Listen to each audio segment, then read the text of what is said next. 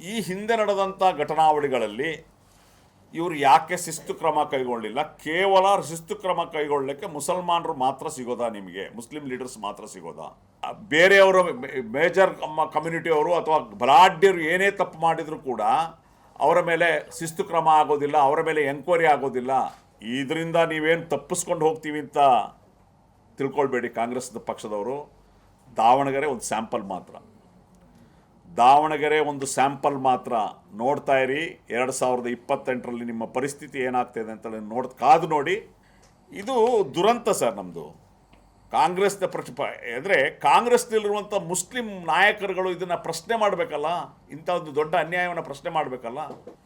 ಈಗ ಈ ಪ್ರಹಸನ ಏನು ನಡೀತಾ ಇದೆ, ಬಹುಶಃ ನನಗನ್ಸೋದದ್ದು ಇವರಿಗೆಲ್ಲೋ ಒಂದು ರೀತಿ ಸೋಲಿನ ಒಂದು ಭೀತಿ ಆವರಿಸಿದೆ, ಹತಾಶೆ ಉಂಟು ಮಾಡಿದೆ. ಹಾಗಾಗಿ ಕಾಂಗ್ರೆಸ್ ಬಹಳ ನಾಜೂಕಾಗಿ ಇದನ್ನು ಒಡೆದಾಡುವ ನೀತಿಯನ್ನು ಮಾಡ್ತದೆ. ಮುಸ್ಲಿಂ ಲೀಡರ್ಶಿಪ್ಪನ್ನು ಒಡೆದಾಳ್ತಾ ಇದೆ, ಡಿವೈಡ್ ಆ್ಯಂಡ್ ರೂಲ್ ಮಾಡ್ತಾ ಇದೆ. ಒಂದು ಕೆಲವು ಲೀಡರ್ಶಿಪ್ನ ವಿರುದ್ಧ ಇನ್ನೊಂದು ಕೆಲವು ಲೀಡರ್ಶಿಪ್ಪನ್ನು ಎತ್ತಿ ಕಟ್ಟಿ ರಾಜಕಾರಣವನ್ನು ಮಾಡ್ತಾ ಇದ್ದಾರೆ. ಈಗ ಮೊನ್ನೆ ನೀವು ನೋಡಿರ್ಬೋದು, ಈಗ ಅಲ್ಲಿ ಚುನಾವಣೆ ನಂತರ ಏನೇ ಆಗಿದ್ರೂ ಕೂಡ ಪತ್ರಿಕಾಗೋಷ್ಠಿ ಮಾಡಬೇಕಾದವರು ಒಂದು ಪಕ್ಷದ ಅಧ್ಯಕ್ಷರು ಮಾಡಬೇಕು ಅಥವಾ ಅವರ ಯಾರು ಸ್ಪೋಕ್ಸ್ ಪರ್ಸನ್ಸ್ ಮಾಡಬೇಕು, ವಕ್ತಾರರು ಮಾಡಬೇಕು. ಅಲ್ಲಿ ಮಾಡಿದ್ದು ಯಾರು? ರಿಜ್ವಾನ್ ಅರ್ಷದ್ ಮತ್ತು ಸಲೀಂ ಅಹಮದ್ ಗಂಭೀರ ಆರೋಪ ಮುಸ್ಲಿಂ ಲೀಡರ್ಸ್ ಬಗ್ಗೆನೇ ಮಾಡಿದರು. ಆ ಕಾರಣಕ್ಕೆ ಇವತ್ತು MLC ಜಬ್ಬಾರ್ ಅವರು ರಾಜೀನಾಮೆ ಕೊಟ್ಟರು. ನಸೀರ್ ಅಹಮದ್ ಸಾಬ್, ಕಾಂಗ್ರೆಸ್ನ ಹಿರಿಯ ಮುಖಂಡ ನಸೀರ್ ಅಹಮದ್ ಸಾಬ್ ಅವ್ರನ್ನ ರಾಜಕೀಯ ಕಾರ್ಯದರ್ಶಿ, ಮುಖ್ಯಮಂತ್ರಿಗಳ ರಾಜಕೀಯ ಕಾರ್ಯದರ್ಶಿಗಳಿಂದ ವಜಾಗೊಳಿಸಿದರು. ಇದು ಗಂಭೀರವಾದಂಥ ಒಂದು ರಾಜಕೀಯ ಸ್ಥಿತ್ಯಂತರಕ್ಕೆ ಕಾರಣ ಆಗ್ತದೆ.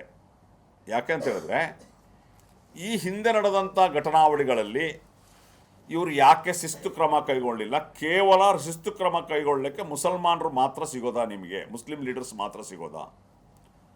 ಚುನಾವಣೆಯಲ್ಲಿ ಬೇರೆ ಕ್ಯಾಂಡಿಡೇಟ್ಗಳಿಗೆ ಕೆಲಸ ಮಾಡಿದ್ದಾರೆ ಅಂತ ಆದರೆ, ಮಾನ್ಯ ಹಿರಿಯ ಕಾಂಗ್ರೆಸ್ನ ಮುಖಂಡರಾದಂಥ ರಮಾನಾಥ್ ರೈ ಅವರು ಅವರ ಚುನಾವಣೆಯಲ್ಲಿ ಪಕ್ಷ ವಿರೋಧಿ ಚಟುವಟಿಕೆ ನಡೆದಿದೆ ಅಂತೇಳಿ ಕಂಪ್ಲೇಂಟ್ ಕೊಟ್ಟರು.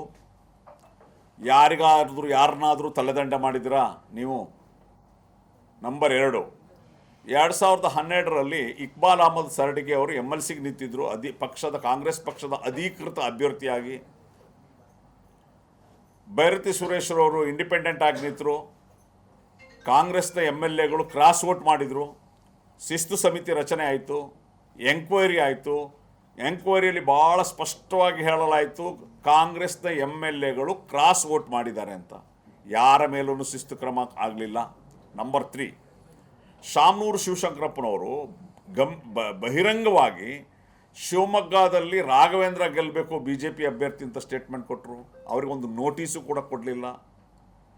ನಂಬರ್ 4, ನಮ್ಮ ಮನ್ಸೂರ್ ಖಾನ್ MP ನಿಂತಿದ್ದರು ಬೆಂಗಳೂರು ಸೆಂಟ್ರಲಿಂದ.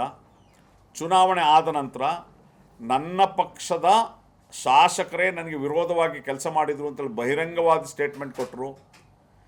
ಯಾರೆಲ್ಲ ಬರಲಿಲ್ಲ, ಯಾರೆಲ್ಲ ಏನೆಲ್ಲ ಷಡ್ಯಂತ್ರ ಮಾಡಿದರು ಅಂತ ಹೇಳಿದರು. ಅವರ ಮೇಲೆ ಯಾರ ಮೇಲೂ ಶಿಸ್ತು ಕ್ರಮ ಆಗಿಲ್ಲ. ಬಹಳ ಮುಖ್ಯವಾಗಿ ನಿಮಗೆಲ್ಲರಿಗೂ ಗೊತ್ತಿದೆ, 2018ರಲ್ಲಿ ಸಮ್ಮಿಶ್ರ ಸರ್ಕಾರ ಬಂದಾಗ, ಸಮ್ಮಿಶ್ರ ಸರ್ಕಾರದ ಮಧ್ಯದಲ್ಲಿ 17 MLAಗಳು BJPಗೆ ಮಾರಾಟ ಆದರು. 14 ಕಾಂಗ್ರೆಸ್ನಿಂದ, 3 JDSನಿಂದ. ಆಗ ವಿಧಾನಸಭೆಯಲ್ಲಿ BJPಯ ಲೀಡರ್ಗಳು ಸಿದ್ದರಾಮಯ್ಯನವರೇ ಅವರ MLAಗಳನ್ನು, ಅವರ ಶಿಷ್ಯಂದಿರುಗಳನ್ನು ನಮಗೆ ಕಳಿಸ್ಕೊಟ್ಟಿದ್ದಾರೆ ಅಂತ. ಈ 14 ಜನ ಯಾರಪ್ಪ ಅಂತ ಹೇಳಿದ್ರೆ ಎಲ್ಲರೂ ಕೂಡ ಸಿದ್ದರಾಮಯ್ಯನವರ ಕಟ್ಟಾ ಶಿಷ್ಯಂದಿರು, ಕಟ್ಟಾ ಫಾಲೋವರ್ಸ್. ಒಂದು ಗೌರ್ಮೆಂಟನ್ನೇ ಸ್ಥಾನಪಲ್ಲಟನ ಮಾಡಲಿಕ್ಕೆ ಸಹಾಯ ಮಾಡಿದಂತಹ ಈ ನಾಯಕರ ಬಗ್ಗೆ ಒಂದು ಎಂಕ್ವೈರಿ ಆಯಿತಾ? ಅವರ ಮೇಲೆ ಕ್ರಮ ಕೈಗೊಳ್ತದಾ? ನಾನು ಕರ್ನಾಟಕ ಜನತೆಗೆ, ಅದರಲ್ಲೂ ವಿಶೇಷವಾಗಿ ಅಹಿಂದ ವರ್ಗಗಳಿಗೆ, ಅದರಲ್ಲೂ ವಿಶೇಷವಾಗಿ ಮುಸಲ್ಮಾನರು, ಎಷ್ಟೆಲ್ಲ ಜನ ಕಾಂಗ್ರೆಸ್ನಲ್ಲಿ ಲೀಡರ್ಶಿಪ್ನಲ್ಲಿದ್ದೀರಿ, ಕಾರ್ಯಕರ್ತರಿದ್ದೀರಿ, ನಾನು ಬಹಿರಂಗ ಕರೆ ಕೊಡುವಂಥದ್ದು ನೋಡಿ. ಕಾಂಗ್ರೆಸ್ನಲ್ಲಿ ಏನೋ ಹೆಚ್ಚು ಕಡಿಮೆ ಆದಾಗ ಶಿಸ್ತು ಕ್ರಮ ಕೈಗೊಳ್ಳಲಿಕ್ಕೆ ಅಲ್ಪಸಂಖ್ಯಾತರ ಮೇಲೆ ಮಾತ್ರ ಟಾರ್ಗೆಟ್ ಮಾಡ್ತಾರೆ. ಅಲ್ಪಸಂಖ್ಯಾತರ ನಾಯಕರನ್ನು ಪರಸ್ಪರ ಎತ್ತಿಕಟ್ಟುತ್ತಾರೆ. ಬೇರೆಯವರು ಮೇಜರ್ ಕಮ್ಯುನಿಟಿಯವರು ಅಥವಾ ಬಲಾಢ್ಯರು ಏನೇ ತಪ್ಪು ಮಾಡಿದರೂ ಕೂಡ ಅವರ ಮೇಲೆ ಶಿಸ್ತು ಕ್ರಮ ಆಗೋದಿಲ್ಲ, ಅವರ ಮೇಲೆ ಎಂಕ್ವೈರಿ ಆಗೋದಿಲ್ಲ. ಒಬ್ಬ ನಸೀರ್ ಅಹಮದ್ ಸಾಬ್ ಅಂತ ಮುತ್ಸದ್ದಿ ರಾಜಕಾರಣಿ, ಹಿರಿಯ ರಾಜಕಾರಣಿ, ಅಂಥವ್ರ ಮೇಲೆ ನೀವು ತಲೆದಂಡ ಮಾಡ್ತೀರಾ?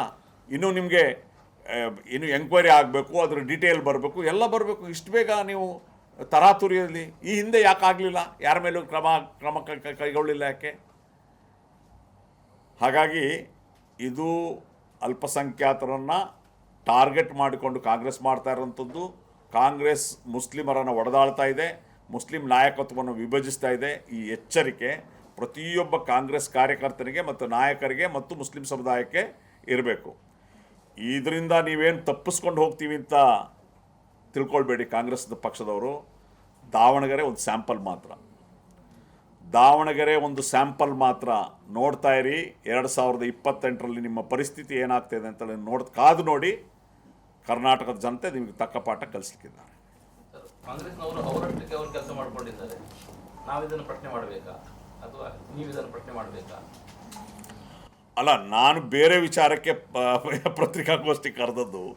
ನಮ್ಮ ಫ್ರೆಂಡ್ ಈ ಪ್ರಶ್ನೆ ಕೇಳಿದ್ದಕ್ಕೆ ನಾನು ಜನರ ಮುಂದೆ ಈ ವಿಷಯವನ್ನು ಇಡಬೇಕು. ಯಾಕಂದರೆ ಇಂಟರ್ನಲ್ ಮ್ಯಾಟ್ರ್ ಆದರೂ ಕೂಡ ಇದು ದುರಂತ ಸರ್. ನಮ್ಮದು ಕಾಂಗ್ರೆಸ್ನ ಅಂದರೆ ಕಾಂಗ್ರೆಸ್ನಲ್ಲಿರುವಂಥ ಮುಸ್ಲಿಂ ನಾಯಕರುಗಳು ಇದನ್ನು ಪ್ರಶ್ನೆ ಮಾಡಬೇಕಲ್ಲ. ಇಂಥ ಒಂದು ದೊಡ್ಡ ಅನ್ಯಾಯವನ್ನು ಪ್ರಶ್ನೆ ಮಾಡಬೇಕಲ್ಲ. ಅಂದರೆ ನಾನು ಹೇಳೋದು ಶಿಸ್ತು ಕ್ರಮ ಕೈಗೊಳ್ಳಬಾರ್ದು, ಎಂಕ್ವೈರಿ ಮಾಡಬಾರ್ದು ಅಂತಲ್ಲ. ತಾರತಮ್ಯ ಯಾಕೆ? ಬಹಿರಂಗವಾಗಿ ವಿಧಾನಸಭೆಯಲ್ಲಿ ಸಿದ್ದರಾಮಯ್ಯನವರು MLAಗಳನ್ನು ಕಳಿಸ್ಕೊಟ್ರು ಅಂತೇಳಿ ಸ್ಟೇಟ್ಮೆಂಟ್ ಮಾಡಿದ ಅವ್ರ ಮೇಲೆ ಒಂದು ಕ್ರಮ ಆಗಲಿಲ್ಲ. ಅವರ ವಿಶೇಷವಾಗಿ ಯುವಜನತೆ ಏನಿದೆ, ಇಂತಹ ಅನ್ಯಾಯದ ಬಗ್ಗೆ ದೊಡ್ಡ ಮಟ್ಟದ ಪ್ರತಿಭಟನೆ ನಡೆಸಬೇಕು, ಈ ಅನ್ಯಾಯದ ಬಗ್ಗೆ ಪ್ರಶ್ನಿಸಬೇಕು. ಮತ್ತು ಅಂದರೆ ಇವರು ಏನು ಮಾಡ್ತಿದ್ದಾರೆ ಅಂತಂದರೆ, ಇವರ ಒಂದು ಅಭ್ಯುದಯಕ್ಕೆ ಇವರೇ ಕೊಡಲಿಪೆಟ್ಟು ಹಾಕ್ತಾ ಇದ್ದಾರೆ. ಮುಂದೆ ಬರ್ತಾ ಇರುವಂಥ GBA ಚುನಾವಣೆ ಇರ್ಬೋದು, ಬೇರೆ ಬೇರೆ ಚುನಾವಣೆಗಳಲ್ಲಿ ಜನ ತಕ್ಕ ಪಾಠ ಕಲಿಸ್ತಾರೆ. ಯಾಕೆ ಅರ್ಥ ಆಗುತ್ತೆ ಅವರಿಗೆ.